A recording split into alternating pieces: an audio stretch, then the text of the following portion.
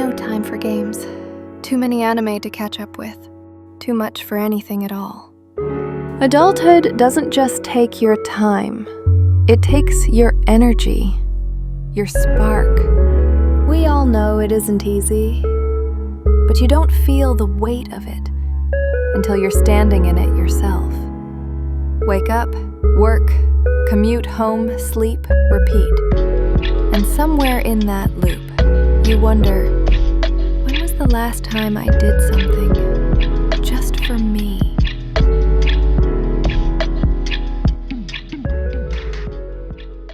Let me tell you a story real quick. I grew up in a small family. It was usually just me and my mom. My dad's often away for work, so the way he showed up was through gifts. Sometimes toys, sometimes CDs he thought I'd like. Most of them were old cartoons, Tom and Jerry, Looney Tunes, the classics. They're great, but I lost all of them. Sorry, Dad. Anyways, one day I found something else. Something that wasn't like the others. It was about a kid who had a friend that could give him whatever he wanted. And no, not Fairly Odd Parents, though I loved that too. It was Doraemon. I remember my eyes lighting up, thinking, wow, I wish I had something like that in real life. That was the start. That was the moment I realized stories, whether cartoons, anime, or movies, weren't just entertainment. They were doorways. And if you were like me, maybe you even tried to build those worlds yourself. For me, it was trying to power up like Pan in Dragon Balls. For you, maybe it was drawing your favorite character, or robots made out of your mom's clothespins. Because that's the thing. We all had that one story growing up. The one that made us dream bigger, or wish for something impossible. As I got older, anime just faded into the background. I was blessed enough to try almost everything I thought I was passionate about. Music, sports, drawing, you name it, I probably gave it a shot. And for a while, those things kept me going. Some years passed, and anime somehow found its way back to me. Not because I was searching for it, but because my friends wouldn't shut up about this new show. An anime about a bald guy who could take on anyone. So I gave it a shot, because I had FOMO and, yeah, I was a clout chaser. And suddenly, I was hooked.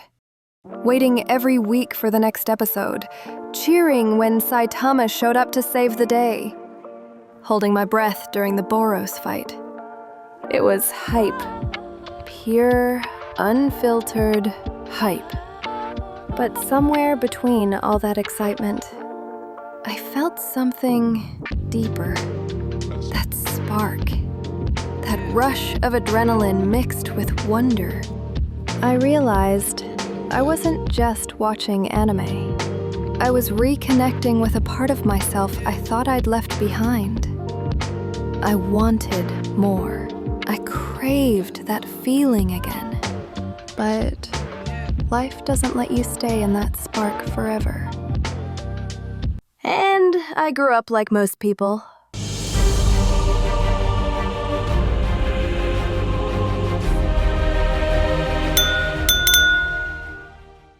Back then, here's what my day looked like. Wake up, drag myself out of bed, go to the office, sit in front of a screen for 8 hours, pretending I'm doing something, commute home, eat, collapse into bed. Sometimes I'd hang out with friends, but honestly, most of the time it was just me doing the same routine. And the weird thing is, even when I did get time, I was too drained to enjoy it.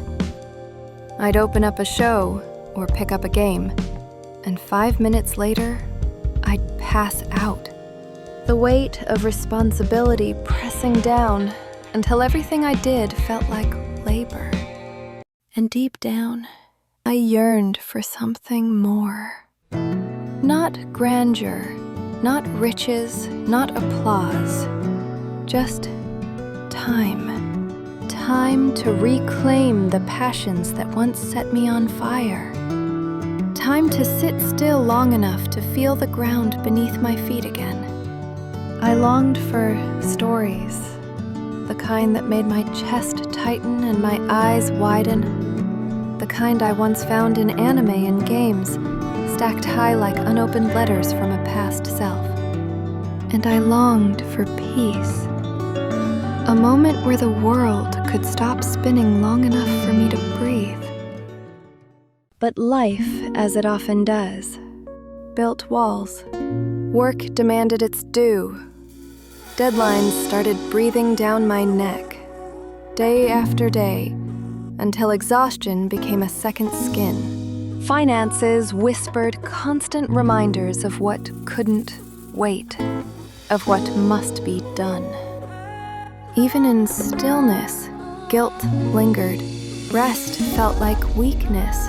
Passion felt like luxury. Piece by piece, I traded dreams for responsibilities until the things that once lit my soul became distant echoes.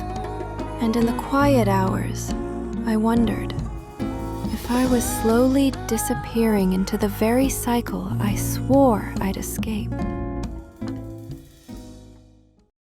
Then came the moment of pause.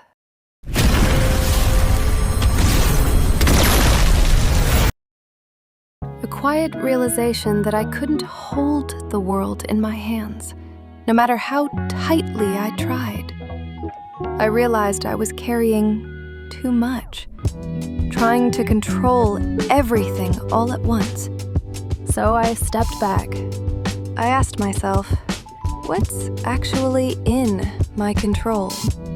What can I handle today? And what do I need to let go of? Games didn't change. Anime didn't change. I did. What used to be fun became comfort. What used to be escapism became connection. Because as adults, we're not really chasing adventure anymore. We're chasing rest. And maybe that's okay. It wasn't about grand reinvention. It was about small choices. To give effort to what was in front of me, instead of drowning in what I couldn't change. To offer time to the things that mattered, even if only in fragments. It wasn't perfect, but it was enough to start feeling like I wasn't just surviving anymore. I was actually living. And slowly, things started to change. Not through big transformations, but in the quiet act of returning. One step, one choice, one moment at a time.